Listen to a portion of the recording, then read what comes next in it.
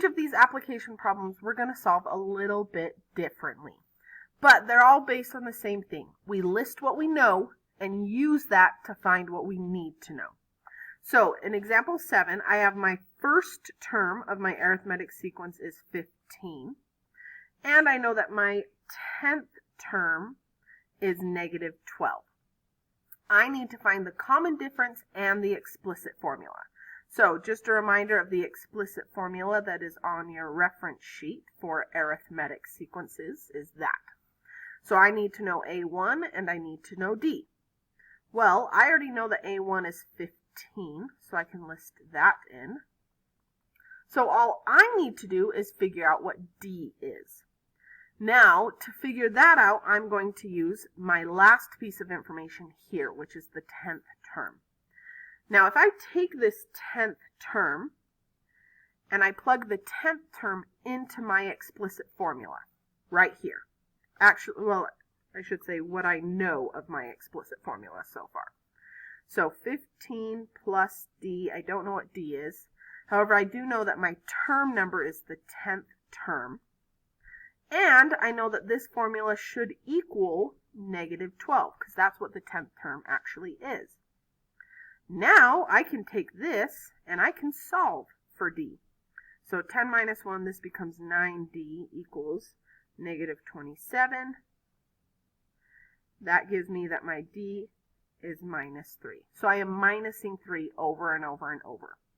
So that gives me that my explicit formula is that. So now that we've tried one, let's try another one.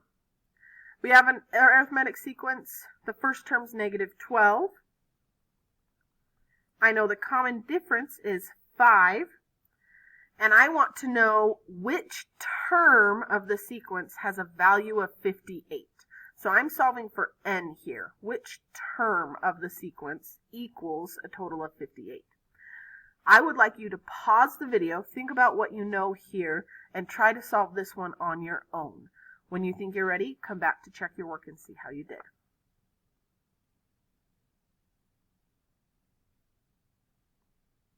Let's see how you did. First thing I noticed is that I have enough information to write out my explicit formula. So here's my formula. Then I know that the term has a value of 58, so I set that formula equal to 58, and I solved for n. And I got that n is going to be the 15th term. So the 15th term of this sequence will be 58. Let's try another one. Example 9. We want to find the 13th term of the sequence, knowing that the 10th term of the sequence is negative 14, and the 30th term of the sequence is negative 54. Now, in order to find the 13th term, the first thing I need to know is my explicit formula. Because once I know my explicit formula, I can just plug 13 in for n, and then solve for what the 13th term is. But to use the explicit formula, I need to know A1 and D. So I need to use these two to come up with A1 and D. So here's what I'm going to do. I'm going to start by plugging what I know into what my explicit formula is. So this is A sub 1, I don't know what that is, plus D, I don't know what that is, but I do know that for this one, the nth term is 10. This is the 10th term. And it's supposed to equal negative 14. And now I can do the same thing with the 30th term. I still don't know what A1 is, I still don't know what D is, but I do know I'm with the 30th term now, and that it should equal negative 54. Now, if I simplify both of these, let's distribute D. So I got A1 plus 10D, or sorry, I don't know why I'm distributing. I don't need to distribute. 10 minus 1 is 9, plus 9D equals negative 14. And A1 plus 30 minus 1 is 29D equals negative 54. And you'll notice that this is a 2x2 system of equations. So I'm going to have you pause the video at this point, solve this 2x2 system of equations using any method you want from Chapter 6. Figure out what A1 and D are to plug them into your explicit formula.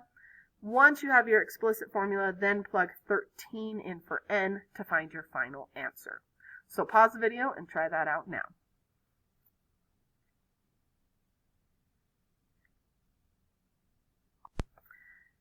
Here we go. Solve the system. Got that d is -2 and a1 equals 4. Plug those into my explicit formula, and then plug 13 into that to find my 13th term is -20. Last problem of the lesson. We have that the 5th term of a geometric sequence is 4/5, and its common ratio is 2/3. We want to find the first term and the explicit formula.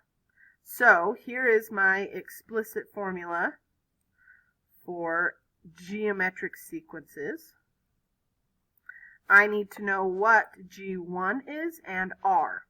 Well, I already know what R is. That's 2/3. So I just need to figure out what G1 is. So let's use what I know so far about this equation and plug in the 5th term that's given to me. So n becomes 5 because it's the 5th term. And I know this equals 4/5 because that's what the 5th term is. So I get G1 times 2/3 to the 4th power. 2/3 to the 4th power is 16/81. And then I can divide by 16/81, or I can multiply by the reciprocal. To get that, my first term is 81/20. So now I can plug that into here. First term is 81/20. And I have my explicit formula. So that is all for our application problems using arithmetic and geometric sequences, and that is all for 7.1. In the next lesson, 7.2, we'll be introducing series. I'll see you there.